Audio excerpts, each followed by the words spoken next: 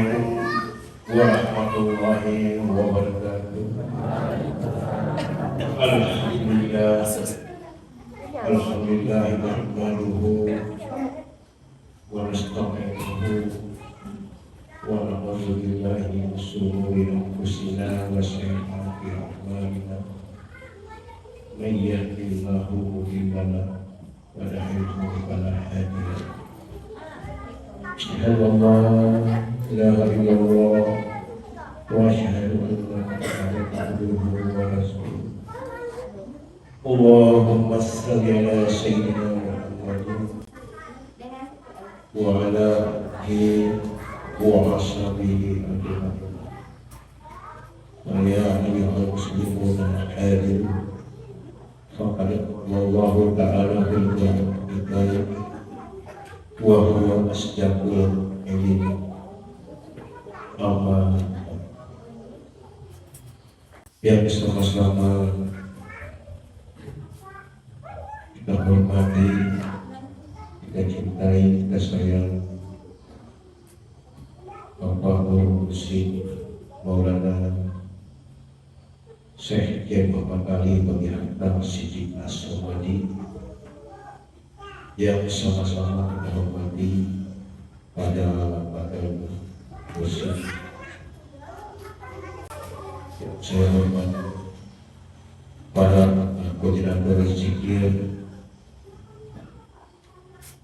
yang saya hormati, bapak-bapak, ibu-ibu, saudara-saudara, para pengamal hak terbagi yang dirahmati Allah Subhanahu wa Ta'ala. Semoga Allah Subhanahu wa Ta'ala dalam kasih sayangnya selalu dan pemahaman, pengertian, kemantapan iman sehingga bukan asal minat dan hikmat dan zikir kepadanya, dan dibukakan kepada kita semua pintu-pintu zikir kepadanya, sehingga kita semua memperoleh hidup ampunan dari Allah Subhanahu wa Ta'ala. Amin ya rabbal alamin.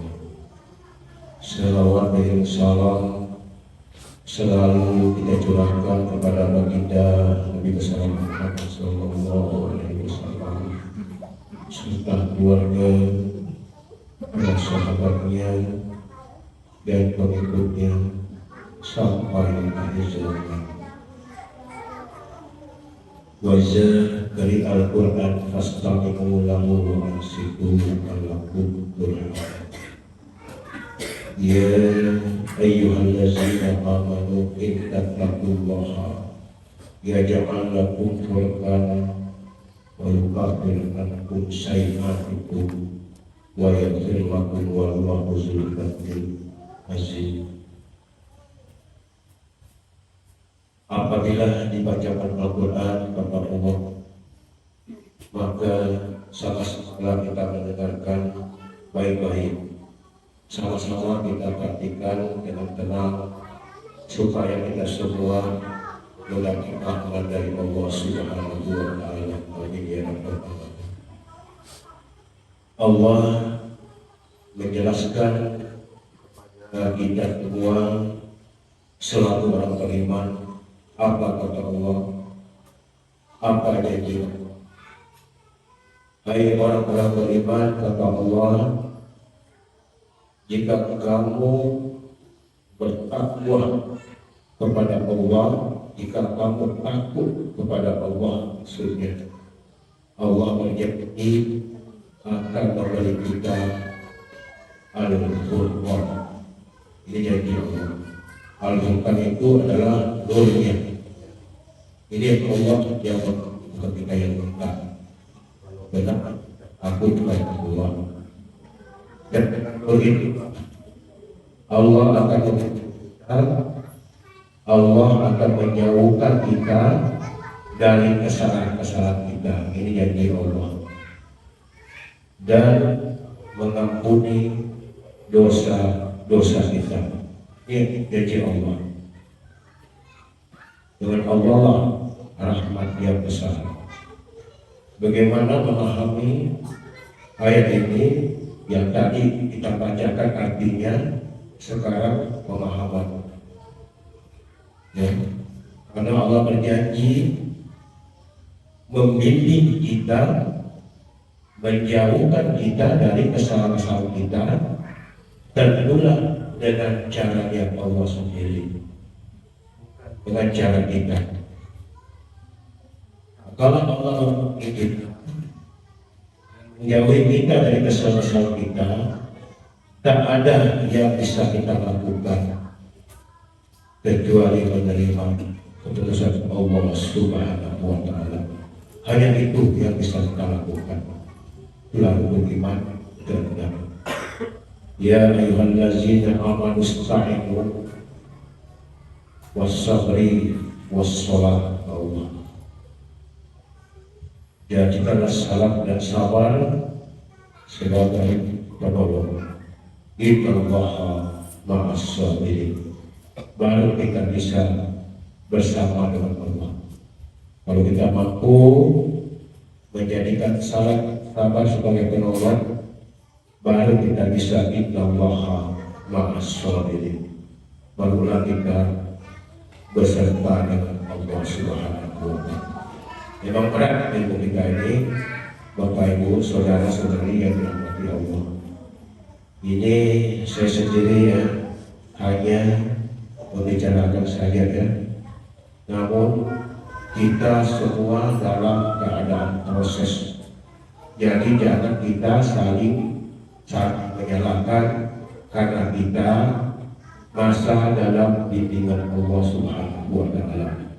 Ya, derajat kita tidak sama.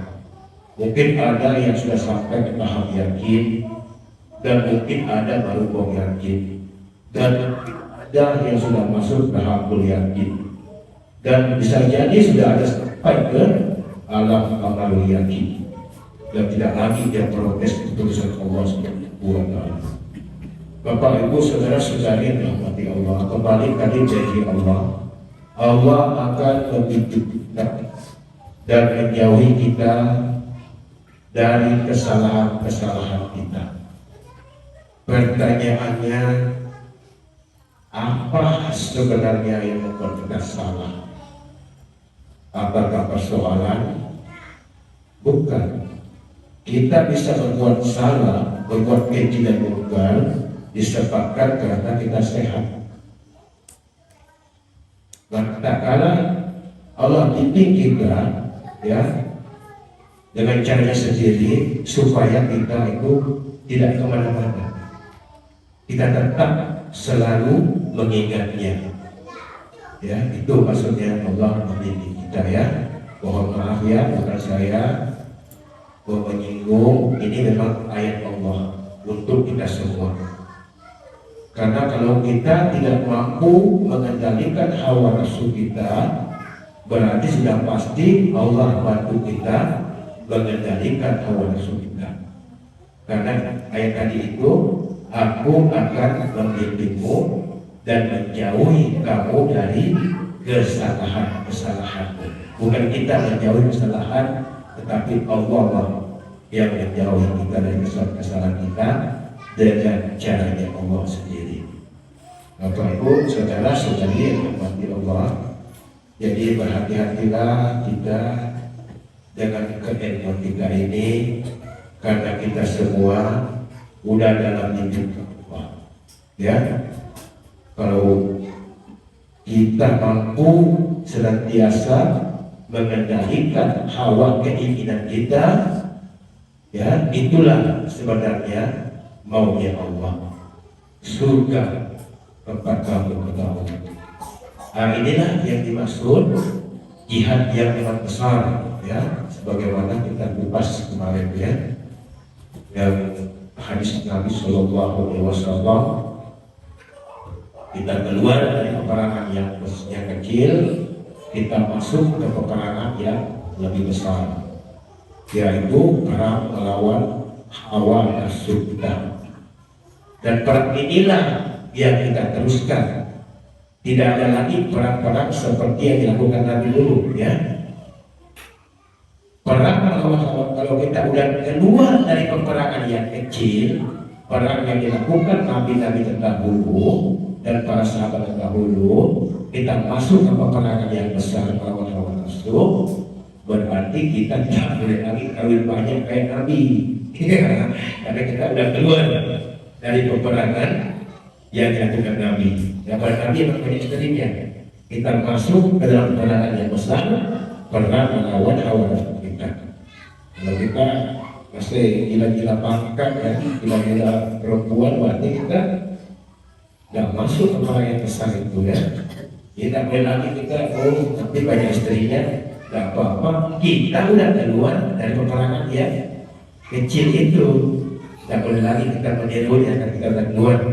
Sekarang kita fokus memerangi hawa nafsu kita masing-masing. Karena nafsu inilah kata Allah yang cenderung menyuruh kita berbuat jahat, menyuruh kita berbuat keji. Berarti jelas sekali kalau sumber kejahatan itu hawa nafsu, sumber kebaikan itu ialah hati. Ya, jadi kita memang harus hijrah, meninggalkan nafsu, masuk ke asma Allah itu atau hati itu. Jadi sebenarnya ilmu kita ini Bapak Ibu Saudara-saudari yang dirahmati Allah, kalau kita semua sudah yakin, tidak perlu lagi ada pemahaman. Karena yang bimbing kita manusia, Allah yang bimbing kita. Yang kita dari kesalahan bukan manusia, Allah yang kita dari kesalahan kita. Ya, jika kita berpindah dari alam benar, alam api yang sangat panas, kita masuk ke alam jannah itu, alam surga yang Allah itu, yaitu asma Allah. Itulah sebenarnya alam kita. Untuk hijrah itu tidak mudah, butuh proses itu. Sampai lagi fase 1, masuk ke fase 9. Tujuannya untuk hijrah, ya, berpindah dari alam hawa nafsu ke sifat kita, masuk ke sifat Allah. Kalau kita udah sampai 1 sampai 9 masih belum bisa berpindah, berarti kita masih dalam alam tabi'i, alam suka-suka kita. Yang mana kita sukai, itulah yang kita lakukan. Nah, itu namanya alam tabi'i. Ya, udah masuk ke dalam asma itu namanya alam ketuhanan. Disitulah bersifatlah sifat Tuhan di jasmani kita juga. Bersifatlah sifat iblis di jasmani kita juga. Ya, jadi jasmani ini ditentukan. Setan juga ingin siar melalui jasmani kita, bersifat keji dan mungkar. Dan Allah juga ingin bersifat melalui jasmani kita juga. Ya, jangan sampai jasad kita dipakai oleh iblis melalui hawa nafsu kita bersiarkan agama-nya di muka bumi ini. Tetaplah kita bersiarkan agama di muka bumi ini. Nah, ini yang kita kira. Ya, sama-sama saya bukan menasihatkan Bapak Ibu Saudara-saudari yang dirahmati Allah. Ya, sekedar saya mengingatkan diri saya. Ya, karena kita di sini sama-sama jamaah, tidak pantas kita sama kita saling menggurui. Di sini kita hanya menjalankan perintah Allah dalam Al-Quran, wal asri innal insana lafil khusri illal ladzina amanu wa amilus solihati wa tawassaw bil haqq wa tawassaw bis sabr. Karena Allah sudah memastikan kalau kita tidak saling mengingatkan adalah orang merugi, maka kita tetaplah saling mengingatkan. Bukan mengingatkan Bapak Ibu, saling mengingatkan. Berarti saya siap selalu untuk diingatkan. Bukan cuma saya mengingatkan Bapak Ibu Saudara-saudari yang Allah. Kita saling mengingatkan di sini. Ya. Dan lagi pesan Nabi, wal amalu bila ilmi dalam syahid wal ilmu bila amali zamul kabir. Hadis ini, pesan ini sebagai bentuk kasih sayangnya Rasulullah kepada kita semua selaku umatnya. Hati-hati, kata Nabi, berulang ilmu kita tinggi-tinggi yang pasti awal ya itu kalau tidak diamalkan dosa yang amat besar. Ilmu tanpa amal kata Nabi dosa yang amat besar, bukan dosa besar tapi amat besar. Tetapi kalau kita beramal tidak berguru, tidak berilmu kata Nabi itu sesat yang nyata. Berarti kita tidak ada pilihan. Setelah kita dosa ini, kita tetap harus maju terus supaya kita tidak melakukan dosa yang amat besar. Ilmu tanpa amal dosa sangat besar. Berarti bagaimana melepaskan itu? Ilmu kita tetap beramal sampai akhir hayat kita, baru kita lepas ya dari ajaran baginda Rasulullah Sallallahu Alaihi Wasallam itu. Bapak Ibu saudari yang dirahmati Allah, saya rasa ini pengantar, mohon maaf yang sebesar-besarnya kalau ada kalimat-kalimat saya yang pun berkenan di hati Bapak Ibu saudara-saudari yang dirahmati Allah, sudilah kiranya dimaafkan ya. Wabillahi taufik wal hidayah. Assalamualaikum warahmatullahi wabarakatuh. Mari kita membuka hakikat diri kita fokus ya, kita benar-benar fokus berjuang ini mematikan diri kita sebelum kita mati. Pikir kita ini benar-benar ada manfaatnya dan bisa kita gunakan untuk kembali kepada Allah Subhanahu wa Ta'ala. Kita tinggalkan dunia sesaat, matikan dirimu. Mati artinya meninggal dunia, tinggalkan dunia sejenak. Kita masuk ke alam akhirku. Akhirnya satu ya, satu itu akhirat. Nah, kita masuk ke alam akhirat itu. Mudah-mudahan Allah meridhoi kita.